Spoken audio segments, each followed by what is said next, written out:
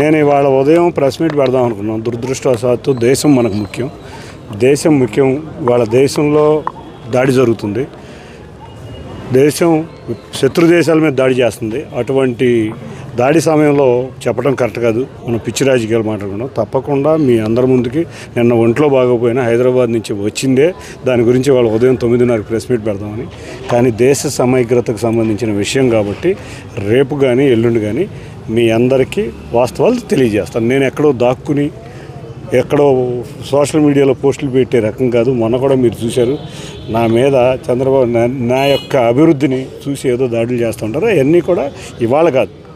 దేశం దాడిలో చేస్తున్న ఈ సమయంలో రాజకీయాలు మాట్లాడటం కరెక్ట్ కాదు. రేపు ఎల్లుండో మీ అందరి ముందు నేనేంటనేది, నేను ఏం జరుగుతుందనేది నేను అందరికీ తెలియజేస్తాను. Thank you.